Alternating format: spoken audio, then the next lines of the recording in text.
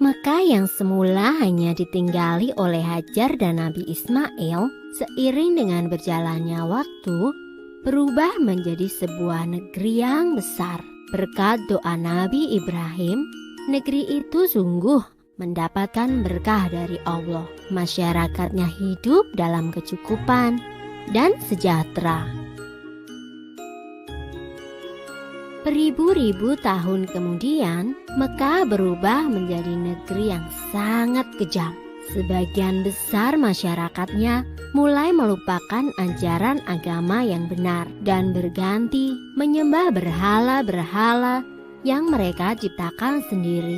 Di antaranya adalah Saman, Watan, Nusyun, dan masih banyak lainnya. Semua itu adalah Tuhan yang mereka ciptakan dari batu, kayu, ataupun logam. Bukan hanya Tuhan mereka saja yang berubah, sifat dan perilaku masyarakatnya pun juga berubah. Kaum Quraisy yang secara turun-menurun menguasai Mekah dan Ka'bah mulai membentuk kelompok masing-masing. Mereka sangat berkuasa dan kaya raya. Namun kekayaan itu mereka dapatkan dengan cara yang tidak halal. Merampok, memeras rakyat kecil, berjudi, curang dalam berdagang, dan perbudakan yang sangat kejam. Kaum Quraisy menganggap harta adalah segalanya. Bagi yang memiliki harta paling banyak, dialah yang akan menjadi pemimpin. Demi mencapai kehormatan dan kedudukan, mereka menghalalkan segala cara. Karena itu pula, mereka seringkali terlibat dalam perselisihan dan kadang-kadang menimbulkan perang antar saudara. Zaman di mana kaum Quraisy hidup dengan cara yang kejam disebut zaman jahiliyah. Pada zaman itu, ada seorang wanita soleh bernama Aminah. Suaminya bernama Abdullah. Pada saat Aminah mengandung, sang suami jatuh sakit dan akhirnya pun meninggal dunia. Aminah merasa sangat sedih karena harus hidup sendirian. Pada suatu malam, ia bermimpi melihat bulan jatuh ke pangkuannya. Menurut ahli tafsir mimpi, kelak anak yang dikandung oleh Aminah akan menjadi orang yang dihormati. Mekah dan Ka'bah semakin ramai dan berkembang.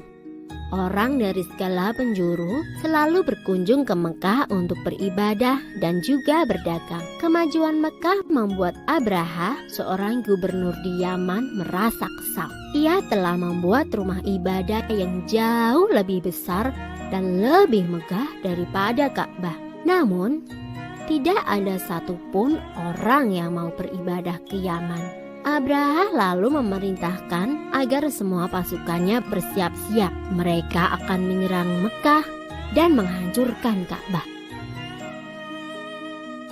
Abraha dan pasukan bergajahnya menyerbu Mekah dengan penuh kesombongan. Ketika ia akan menghancurkan Ka'bah, tiba-tiba datang ribuan burung ababil. Burung-burung itu membawa batu-batu berapi dari neraka. Kemudian batu-batu itu dilemparkan ke arah pasukan gajah Abraha. Dalam sekejap mata, pasukan Abraha berhasil dikalahkan dan Ka'bah pun dapat diselamatkan. Tahun itu kemudian disebut dengan Tahun Gajah. Pada Tahun Gajah itu pula, Aminah melahirkan putranya. Ia memberikan nama Muhammad, sebuah nama yang tidak lazim untuk anak-anak kaum Quraisy. Ialah Nabi Muhammad, nabi terakhir yang diutus oleh Allah. Ia dilahirkan pada hari Senin 12 Rabiul Awal Tahun Gajah. Sumber dalam Al-Quran terdapat dalam surat Al-Fil ayat 1-5 yang artinya, apakah kamu tidak memperhatikan bagaimana Tuhanmu telah bertindak terhadap tentara bergajah? Bukankah Dia telah menjadikan tipu daya mereka untuk menghancurkan Ka'bah itu sia-sia, dan dia mengirimkan kepada mereka burung yang berbondong-bondong yang melempari mereka dengan batu berasal dari tanah yang terbakar. Lalu dia menjadikan mereka seperti daun-daun yang dimakan ulat. Nabi Muhammad dilahirkan pada tanggal 12 Rabiul Awal tahun Gajah. Ibundanya bernama Aminah binti Wahab dan ayahnya adalah Abdullah bin Abdul Muthalib. Keduanya berasal dari keluarga yang terpandang dan dihormati oleh kaum Quraisy. Nabi Muhammad berasal dari keturunan Nabi Ismail alaihissalam. Namun sayangnya Nabi Muhammad dilahirkan dalam keadaan yatim karena ayahnya sudah meninggal sebelum ia dilahirkan. Sesuai dengan tradisi, setiap bayi yang lahir akan dititipkan pada wanita padang pasir untuk diasuh dan disusui. Maka, setelah 3 hari dari kelahirannya, Nabi Muhammad dititipkan kepada Suwaibah. Dan setelah itu diasuh oleh Halimah Sa'diyah. Nabi Muhammad diasuh oleh ibu susu hingga usianya 2 tahun. Ketika Nabi Muhammad berusia 6 tahun, ia diajak oleh ibunya berziarah ke makam sang ayah di daerah Yatsrib. Sepulang dari berziarah, tiba-tiba saja ibunda Nabi jatuh sakit dan akhirnya meninggal dunia. Ibunda Nabi dikuburkan di daerah Abwah, sebelah selatan Yatsrib. Setelah sang ibu meninggal, Nabi Muhammad tinggal bersama kakeknya, yaitu Abdul Muthalib. Ia adalah seorang pemimpin Quraisy yang sangat dihormati. Namun, Nabi Muhammad tidak tinggal lama bersama sang kakek. Sekitar 2 tahun kemudian, sang kakek meninggal dunia. Setelah sang kakek meninggal, Nabi Muhammad diasuh oleh pamannya, yaitu Abu Thalib. Meskipun bukan keluarga kaya, Abu Thalib mengasuh Nabi Muhammad dengan baik. Nabi pun tumbuh dengan sifat-sifat yang terpuji. Ia sangat rajin, cerdas, dan selalu dapat dipercaya. Sejak kecil, Nabi Muhammad sudah terbiasa menggembalakan domba milik sang paman. Ia juga menawarkan jasa untuk menggembalakan domba kepada penduduk Quraisy. Karena sifat Nabi yang dapat dipercaya, banyak orang-orang yang menitipkan ternaknya. Demikianlah, Nabi sudah terbiasa bekerja sejak ia masih kecil. Ketika usia Nabi menginjak 12 tahun, ia turut serta dalam rombongan khalifah dagang. Ia dan pamannya dalam perjalanan menuju ke Syam. Ketika sampai di Busro, mereka bertemu dengan seorang pendeta Bukhairah. Pendeta itu berpesan agar Abu Thalib menjaga Muhammad baik-baik. Ia khawatir jika bangsa Yahudi mengetahui keberadaan Muhammad, mereka akan berusaha untuk mencelakakannya. Karena menurut kitab Injil Barnabas, Isa Al-Masih pernah berkata, "Akan datang sesudahku seorang rasul bernama Ahmad. Bila ia berjalan, akan selalu dilindungi awan." Dan memang, selama perjalanan itu, mereka selalu dipayungi oleh awan. Sebenarnya Abu Thalib pun heran dengan keadaan tersebut. Abu Thalib menuruti saran pendeta Bukhairah itu. Abu Thalib selalu berhati-hati dalam menjaga Nabi Muhammad. Karenanya, Nabi pun tumbuh menjadi pemuda yang istimewa. Ia berbeda dengan pemuda lainnya. Ia tidak pernah makan bangkai, minum khamar atau alkohol, berjudi, berdusta, dan perbuatan buruk lainnya. Di tengah masyarakat Quraisy, Nabi Muhammad mendapat julukan Al-Amin, yang artinya dapat dipercaya. Ia juga tumbuh menjadi pemuda yang pandai dalam berdagang. Sumber dalam Al-Quran terdapat dalam surat Asy-Syaff ayat 6, yang artinya, "Dan ingatlah ketika Isa ibnu Maryam berkata, 'Hai Bani Israel, sesungguhnya aku adalah utusan Allah kepadamu, membenarkan kitab sebelumku yaitu Taurat, dan memberi kabar gembira dengan datangnya seorang Rasul yang akan datang sesudahku, yang namanya Ahmad atau Muhammad.' Maka tatkala Rasul itu datang kepada mereka dengan membawa bukti-bukti yang nyata, mereka berkata, 'Ini adalah sihir yang nyata.'" Muhammad adalah sosok yang amat mulia. Ia memiliki akhlak yang tinggi, rendah hati, sederhana, dan sangat jujur. Karena kejujurannya ini, ia dijuluki Al-Amin, yang artinya dapat dipercaya. Suatu hari, Abu Thalib, paman Muhammad, mendatangi seorang pedagang wanita yang sangat kaya raya. Pedagang itu adalah Khadijah. Abu Thalib meminta kepada Khadijah untuk menerima keponakannya sebagai pekerja. Khadijah sangat gembira menerima Muhammad sebagai pekerjanya. Meskipun bayaran Muhammad lebih mahal, Khadijah menyetujui permintaan Abu Thalib.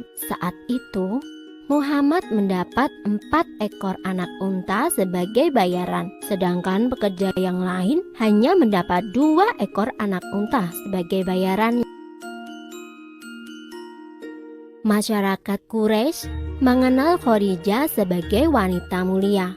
Ia adalah seorang bangsawan yang baik akhlaknya dan cantik wajahnya. Di usia yang ke-40, suaminya meninggal dunia. Khadijah pun menjadi seorang janda. Khadijah merasa sangat tertarik pada Muhammad, bukan hanya karena Muhammad pandai berdagang, namun juga karena akhlak Muhammad yang sangat tinggi. Khadijah meminta kepada sahabatnya Nafisah binti Umayyah untuk melakukan pendekatan kepada keluarga Muhammad. Setelah dicapai kesepakatan, Muhammad dan Khadijah pun melangsungkan pernikahan. Saat itu, Muhammad berusia 25 tahun. Kehidupan mereka sangat bahagia. Dan perdagangan mereka pun semakin maju. Sekitar 10 tahun setelah Muhammad menikah, terjadi banjir besar yang melanda Mekah. Banjir itu menggerus dan merusak dinding Ka'bah. Kaum Quraisy pun bergotong royong untuk memperbaiki Ka'bah. Namun, saat hendak mengangkat Hajar Aswad dan meletakkannya ke tempat semula, para pemimpin Quraisy terlibat dalam pertengkaran. Mereka saling berebut untuk mendapatkan kehormatan mengangkat Hajar Aswad. Karena pertengkaran ini, perang saudara hampir saja terjadi. Para pemimpin saling bersekutu dan bersiap untuk perang. Abu Umayyah bin Al-Mughirah, salah satu orang terpandang di Quraisy, berkata bahwa urusan Hajar Aswad ini akan diserahkan kepada orang yang pertama kali memasuki pintu Syafa esok hari. Dan Allah menentukan bahwa Muhammadlah orangnya. Sungguh mudah bagi Muhammad menyelesaikan masalah itu. Ia membentangkan selembar kain dan meletakkan Hajar Aswad di tengah-tengahnya. Kemudian, ia meminta kepada para pemimpin Quraisy untuk memegang tepi-tepi kain tersebut. Dan bersama-sama mereka mengangkat Hajar Aswad dan mengembalikannya ke posisi semula. Masalah pun terselesaikan dengan damai. Dan Muhammad pun semakin dihormati. Kaum Quraisy tidak berbeda dengan kaum-kaum sebelumnya. Mereka mulai meninggalkan ajaran yang benar dan mengikuti ajaran yang salah, berbohong, curang, menganiaya, merampok, dan bersekutu dengan setan menjadi kebiasaan kaum Quraisy. Tidak ada lagi ibadah kepada Tuhan. Muhammad merasa gelisah dengan perilaku kaumnya. Ia berusaha memikirkan cara untuk membawa kaumnya kembali ke jalan yang benar. Kemudian, ia memutuskan untuk menyendiri di Gua Hiro. Sekeras apapun Muhammad berpikir, ia tidak bisa menemukan jawabannya. Maka, tepat pada tanggal 17 Ramadan atau 6 Agustus tahun 610, atas perintah Allah, malaikat Jibril mendatangi Muhammad dan menyampaikan wahyu. Saat itulah Muhammad mengemban tugas sebagai Nabi Allah, bukan hanya untuk kaum Quraisy, namun untuk seluruh umat manusia. Dan ia merupakan nabi terakhir, tidak ada nabi lagi setelahnya.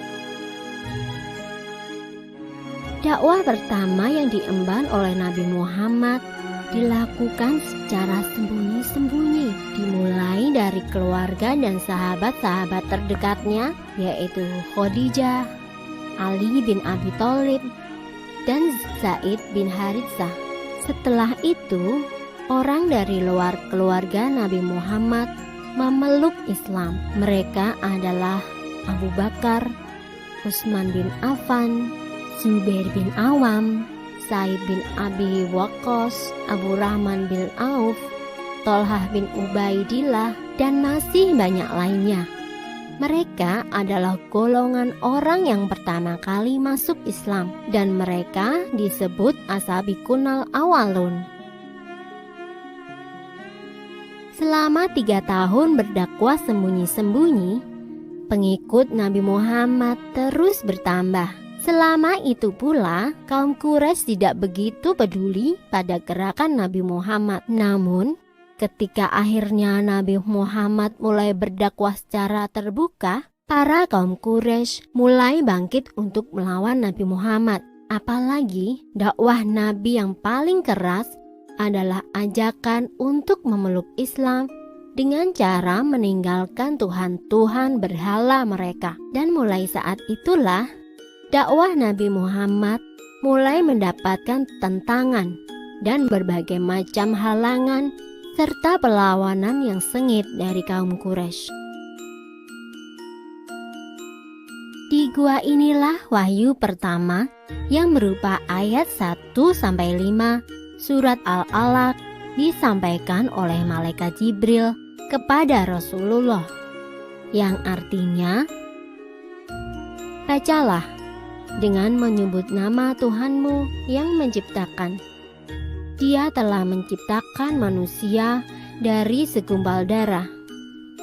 Bacalah, dan Tuhanmu lah yang paling pemurah, yang mengajari manusia dengan perantaraan kalam atau pena. Dia mengajarkan kepada manusia apa yang tidak diketahuinya. Kaum Quraisy menggunakan berbagai macam cara untuk melawan Nabi Muhammad. Al-Quran yang disampaikan oleh Nabi Muhammad mereka anggap sebagai syair biasa, sehingga mereka meminta pada Abu Sufyan bin Al-Haris untuk membuat syair tandingan. Tentu saja, syair buatan manusia tidak akan bisa mengalahkan Al-Quran. Gagal dengan rencana pertama, kaum Quraisy melaksanakan rencana kedua. Mereka mulai menakut-nakuti, bahkan menyiksa para pengikut Nabi Muhammad. Meskipun sangat membenci Nabi Muhammad, kaum Quraisy tidak berani mengganggu Nabi Muhammad secara langsung. Itu karena sang Nabi berasal dari salah satu kabilah terpandang. Namun, lain halnya dengan Abu Jahal. Ia adalah paman Nabi Muhammad dan ia sangat membenci Nabi Muhammad. Suatu hari, ia membawa sebuah batu yang sangat besar dan bermaksud untuk membunuh Nabi. Ketika itu, Nabi Muhammad sedang sholat di Masjidil Haram. Namun, saat hendak melempar batu, tiba-tiba saja Abu Jahal melihat seekor unta raksasa yang sangat buas. Unta itu seakan hendak menelan Abu Jahal, dan Abu Jahal pun segera pergi karena ketakutan. Percobaan pembunuhan kepada Nabi Muhammad selalu dilakukan secara diam-diam. Setelah Abu Jahal gagal, kini giliran Abu Lahab yang bertindak.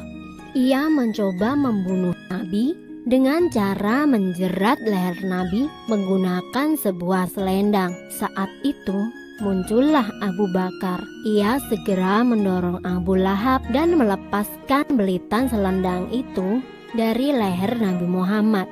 Kali lagi Nabi Muhammad berhasil selamat. Namun sebagai akibatnya Abu Bakar menjadi sasaran kemarahan Abu Lahab. Pada tahun 10 kenabian Nabi Muhammad, dua tokoh besar Quraisy memeluk Islam. Mereka adalah Hamzah bin Abdul Muthalib dan Umar bin Khattab. Dengan masuknya kedua tokoh ini, kekuatan kaum Quraisy semakin berkurang dan kaum muslimin, para pengikut Nabi, semakin berani melakukan sholat di depan Ka'bah. Namun, sikap kejam kaum Quraisy tidak berhenti sampai di sini. Dipimpin oleh Abu Jahal, paman Nabi, dan Abu Sufyan, kaum Quraisy mengucilkan siapa saja yang berhubungan dengan Nabi. Akibatnya, para pengikut Nabi terpaksa pindah dari Mekah. Dan saat itu pula, Khadijah dan Abu Thalib meninggal dunia. Dua orang yang sangat penting dalam dakwah Nabi. Setelah Khadijah meninggal, Nabi Muhammad pergi ke Thaif untuk berdakwah kepada kaum Tsaqif. Namun, orang-orang di Thaif menolak kedatangan Nabi. Mereka mengusir Nabi Muhammad dan rombongannya. Mereka bahkan menghina, melecehkan, dan melempari Nabi dengan batu. Sungguh berat cobaan yang dialami Nabi Muhammad dalam berdakwah. Pada tanggal 27 Rajab tahun ke-11 kenabian, Allah memerintahkan kepada Nabi Muhammad untuk melaksanakan Isra dan Mi'raj. Isra adalah perjalanan Nabi Muhammad dari Masjidil Haram di Mekah menuju Masjidil Aqsa atau Baitul Maqdis di Palestina. Sedangkan Mi'raj adalah perjalanan Nabi Muhammad dari Masjidil Aqsa ke langit ketujuh atau Sidratul Muntaha. Isra dan Mi'raj dilakukan selama waktu 1 malam saja. Dalam peristiwa ini, Nabi Muhammad menerima perintah untuk melaksanakan sholat 5 waktu. Peristiwa Isra Mi'raj Nabi Muhammad menjadi pukulan yang sangat besar bagi kaum kafir Quraisy dan juga kaum muslimin pengikut Nabi. Kaum Quraisy menjadikan peristiwa itu sebagai bahan olok-olokan dan menyebut Nabi Muhammad sebagai penipu dan pendusta. Mana mungkin bisa melakukan perjalanan dari Mekah ke Palestina hanya dalam waktu 1 malam. Ada beberapa pengikut Nabi yang terhasut oleh kaum Quraisy. Mereka menyatakan keluar dari Islam karena tidak percaya pada peristiwa Isra Mi'raj yang dialami oleh Nabi Muhammad. Keadaan kota Mekah tidak lagi aman bagi Nabi Muhammad. Beliau pun berencana untuk hijrah ke kota Yatsrib. Namun, rencana hijrah Nabi diketahui oleh kaum Quraisy. Mereka pun membentuk pasukan untuk membunuh Nabi sebelum ia berhasil hijrah ke Yatsrib. Dalam pelariannya, Nabi Muhammad dan para sahabat bersembunyi di Gua Sur. Allah berkehendak untuk menyelamatkan Nabi Muhammad. Dibuatnya sebuah sarang laba-laba di mulut gua dan sarang burung merpati yang sedang mengeram. Pasukan Quraisy berhenti di depan Gua Sur, namun mereka melewatkannya begitu saja. Menurut mereka, tidak mungkin Nabi bersembunyi di dalam gua tanpa merusak sarang laba-laba dan burung merpati. Nabi Muhammad tiba di Yatsrib dengan selamat. Kaum muslimin di kota ini menyatakan sanggup untuk melindungi Nabi Muhammad. Dan selanjutnya, kota Yatsrib berubah nama menjadi Madinah, yang artinya kota Nabi. Selama Nabi tinggal di Madinah, sempat terjadi beberapa peperangan melawan kaum Quraisy yang terus saja mengejar Nabi Muhammad. Namun, berkat perlindungan Allah, kaum muslimin di Madinah semakin kuat. 8 tahun setelah hijrah ke Madinah, Nabi Muhammad melakukan perjalanan pulang ke Mekah. Kali ini, Nabi Muhammad diiringi oleh para pengikutnya yang berjumlah 10.000 orang. Melihat banyaknya kaum muslimin yang menemani Nabi Muhammad, pemimpin Quraisy pada waktu itu, Abu Sufyan bin Harb, menemui Nabi Muhammad dan menyatakan diri masuk Islam. Setelah itu, hampir semua kaum Quraisy menyatakan diri masuk Islam. Dengan demikian, kota Mekah dapat ditaklukkan tanpa perlu ada peperangan dan pertumpahan darah. Setelah Mekah berhasil dikuasai tanpa peperangan, langkah pertama yang dilakukan oleh Nabi Muhammad adalah membersihkan Ka'bah dari berhala-berhala. Sebanyak 360 berhala disingkirkan dan dihancurkan. Tak lama kemudian, para pemimpin dari seluruh penjuru tanah Arab menyatakan diri untuk masuk Islam dan tunduk pada peraturan Islam. Orang-orang tiada henti menemui Nabi Muhammad dan menyatakan imannya. Peristiwa ini membuat Nabi Muhammad menyadari bahwa tugasnya hampir berakhir. Kemudian beliau beserta 100.000 kaum muslimin mengerjakan haji wada atau haji penghabisan. Ketika Nabi berada di padang Arafah, turunlah surat Al-Maidah ayat 3. Itulah wahyu terakhir yang diterima oleh Nabi Muhammad. Dan pada tanggal 12 Rabiul Awal tahun Hijriah, Nabi Muhammad wafat. Pesan terakhir Nabi Muhammad adalah, kutinggalkan untuk kamu 2 perkara. Tidaklah kamu akan tersesat selama-lamanya selama kamu berpegang pada 2 hal, yaitu Kitabullah atau Al-Quran dan Sunnah Rasulnya.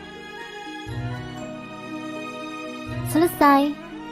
Wahyu terakhir yang diterima oleh Nabi Muhammad adalah surat Al-Maidah ayat 3. Pada hari ini telah kusempurnakan untuk kamu agamamu, dan telah kucukupkan kepadamu nikmatku, dan telah kuridhoi Islam menjadi agama bagimu.